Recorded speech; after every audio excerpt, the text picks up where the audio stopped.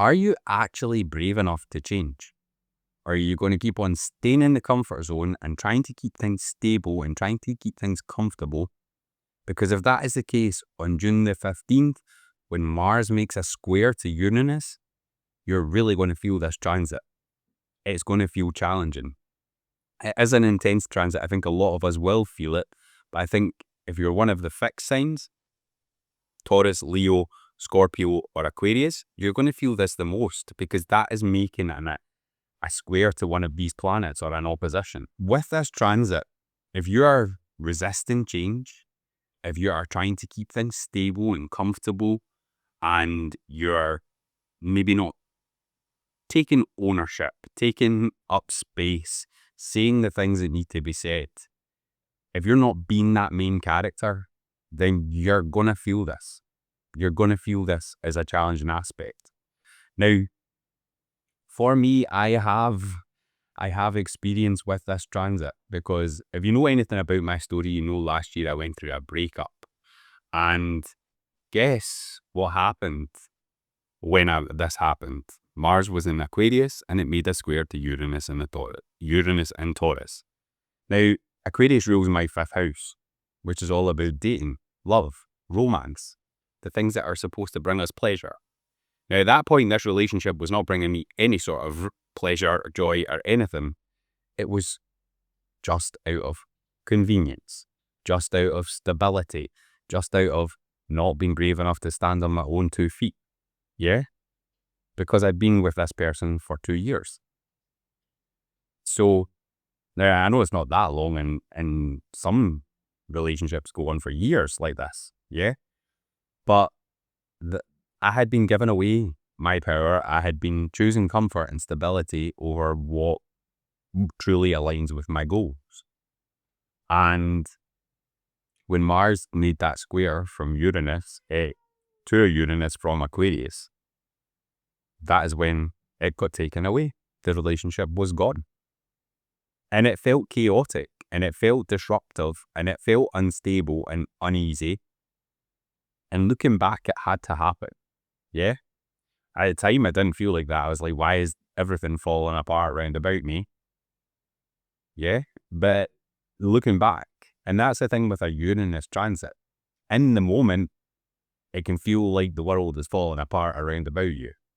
But when you look back, it doesn't always feel like that did have to happen for me to move on, for me to actually grow. And that is the thing with transits that are happening every single week or whatever. A lot of the time is we have that choice. These planets can only do so much. Yeah, they can give us the story, but we all have that freedom of choice. And you can choose to use that freedom, or you can choose to let the energies work against you. And if you let this work against you, the thing with Uranus, like we says, it's chaotic, it's disruptive, it's not that great when things aren't good.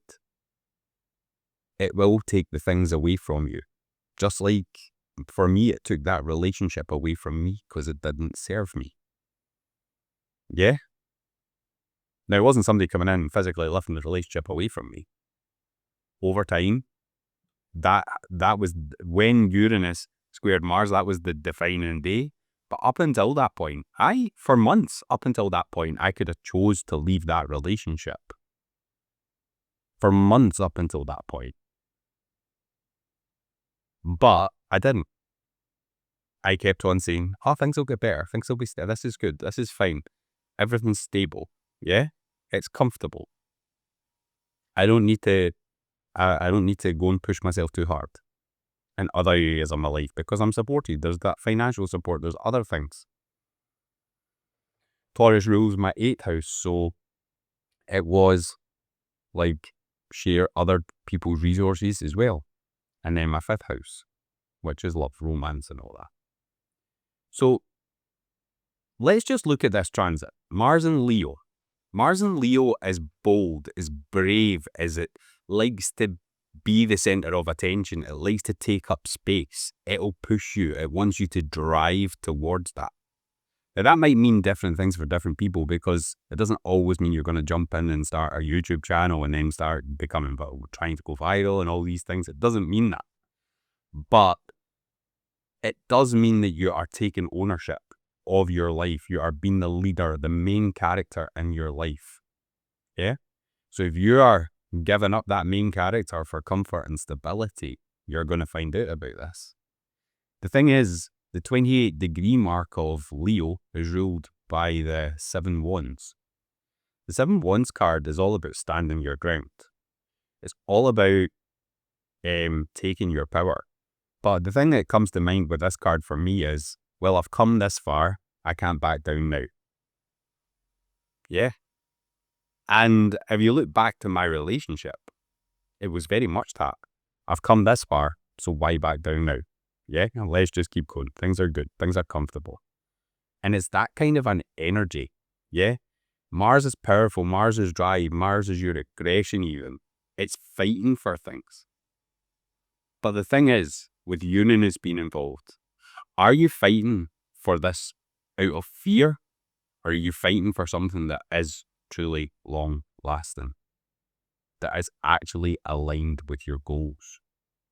The thing here to realize is that your effort doesn't equal alignment. Yeah? Then when you look at the 7 Pentacles, which rules the 28-degree mark of Taurus, this is about slow and steady growth. It's maybe feeling a wee bit like things are not really materializing the way that you wish. The best way to explain this one is like you're watering a plant for maybe 2 years and nothing happens. You're like, what's going on? Patience. I'll just be patient. It'll happen. It'll happen. But Uranus doesn't want you to wait and keep on watering that wrong plan. It wants you to take the right. It wants you to be in alignment and go for it. It wants you to be free from the things that stop you growing. Like that relationship, I was not growing at all. Things had totally come to a standstill. Now, if you're watching this and you're like, does that mean my relationship's going to fall apart? No, it doesn't. It depends. Like we all have choices here. You will know yourself. Are you clinging to this relationship? That then in that case, it is, maybe there is that could be up for negotiation with Uranus, yeah? But it's about you. We all have this choice. We all have the choice to choose what side of the coin we decide to get. For me, when Mars was square on Uranus, I decided to do nothing. I decided to let things happen. And it was uncomfortable, it was chaotic, it was disruptive. Yeah, looking back, it was the best thing that ever happened. The best thing that ever happened. But in the moment, it was chaotic. It was disruptive. And that is the thing. If you're coming up to this, and especially if you're a fixed sign and you're moving up to this and you're thinking, okay, this could be a tough transit. Like, are you going to fight for this? Not in I'm fighting because I'm scared, but I'm fighting because this is the thing that is actually going to give me the freedom to move me forward. This is going to be the thing that actually drives me. Like, because if you're fighting because you're scared, then that's totally different. It's like that Mars and Leo with the 7 Wands, who is, well, I've come this far, I'm not backing down now. And Mars will push you to fight for the things. But there is that element of, are you fighting for the right things? And if you're fighting, and it might feel scary, and that's where Mars and Leo is really there to help. Because Mars and Leo is about being brave. That's why I started this video off saying, are you actually brave enough to choose that little bit of discomfort? To get your alignment, to get on the right path, to get the things that you actually desire. Because just choosing that comfort and stability, you can have that little bit of discomfort before Uranus really ramps up. You can have that little bit of discomfort where you're growing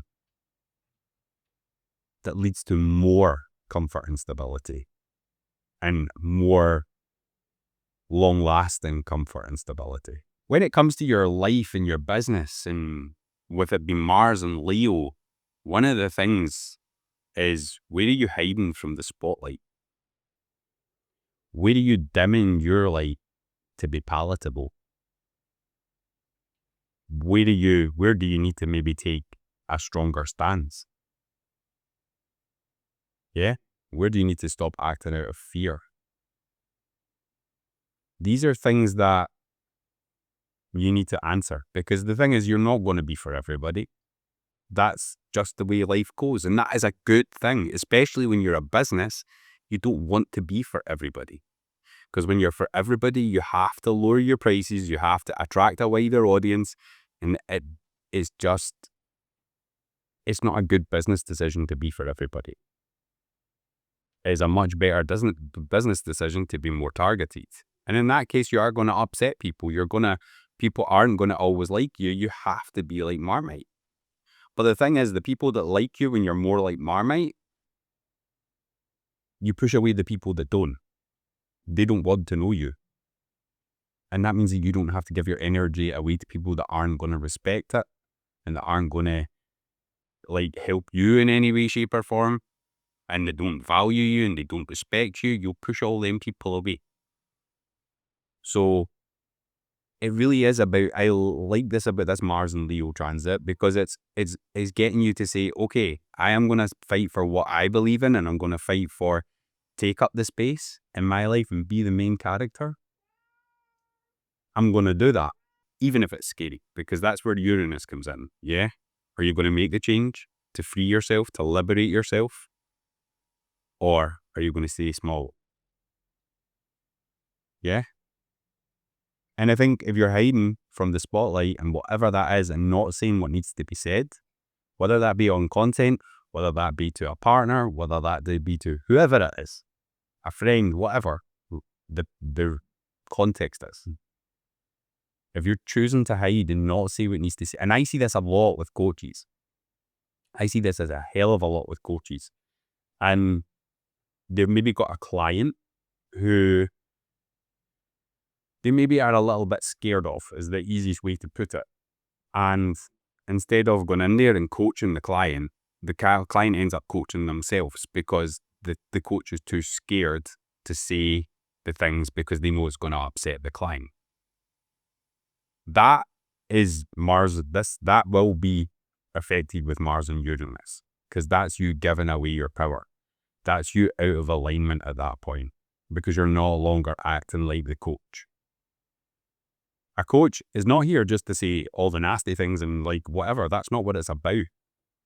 But sometimes people don't want to hear the things they need to hear, especially in that coaching environment. Yeah. And they're paying you. So if you're not telling them, if you're not saying the things, if you're just letting them rule the show, really, what's the point? You're just taking their money at that point.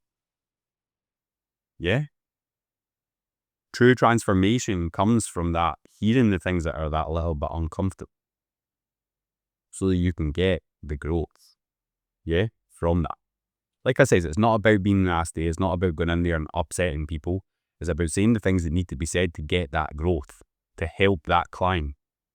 If you're not doing that, you're doing that client a disservice and you're just taking their money.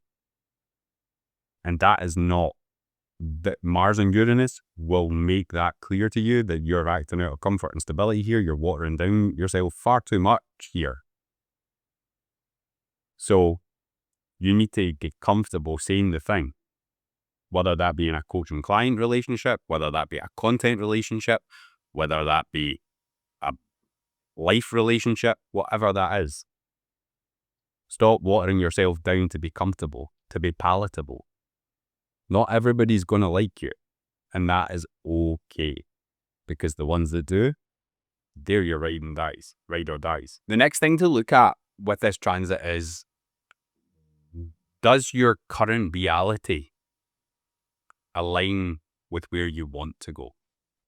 Again, I have personal experience with this one, Because when I was growing my marketing agency and working with clients, doing their actual marketing services for them, that was out of total alignment with where I was going.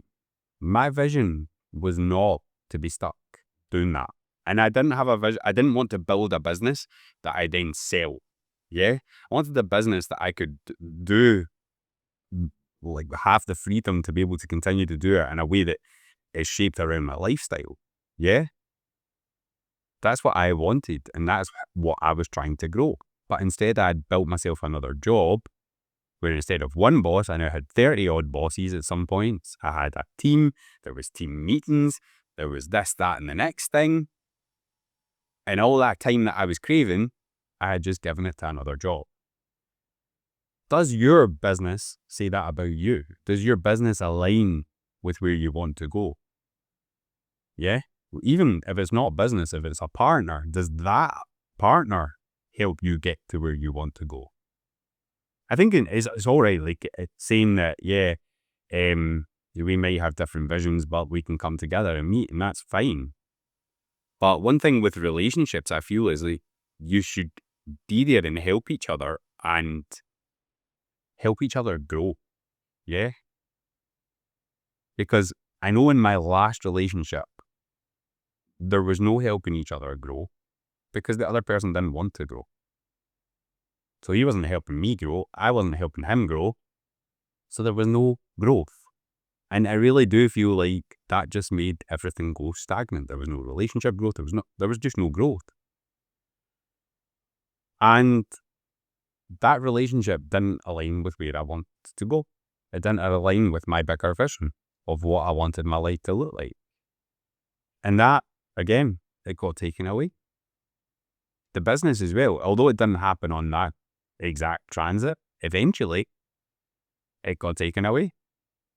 I pushed clients away, and then some clients pushed me away. And it got to a stage where I had to make that decision. So that's the next question. Does your business, your life, your whatever, your relationships, do they align with where you want to go? And if the answer is no, then I would have a look at that and see if you can change it to a yes. And if you can't, then that's maybe something that you need to think about during this time. Another clear way to see if you're going to get touched by this transit is to look at the things you're clinging to. What are the things you're clinging to? If you're holding on to that relationship, if you're holding on to that offer, if you're holding on to that hobby, whatever it is you're clinging to, it might be time to free yourself from it. Yeah? If this is what I mean, Mars wants you to be brave. This is you having to be brave enough to free yourself from it. And if you're not brave enough, then that's where you could feel Uranus start to make it feel like chaotic and disruptive and all that stuff. But you need to really look at what you're clinging to here. And this isn't just like, it's like that we said at the start, where we've came this far, we just need to keep on pushing. It'll eventually happen. But you can't flog a dead horse. Yeah? You cannot flog a dead horse. So you need to say, call it quits at some point.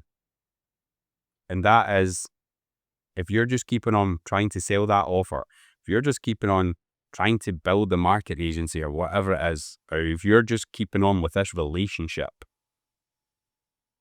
clinging to it, manipulating yourself, manipulating things to make it work,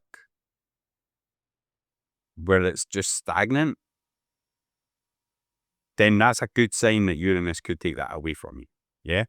You need to work with that. So you need to work with the energy here. So what do? You have the choice.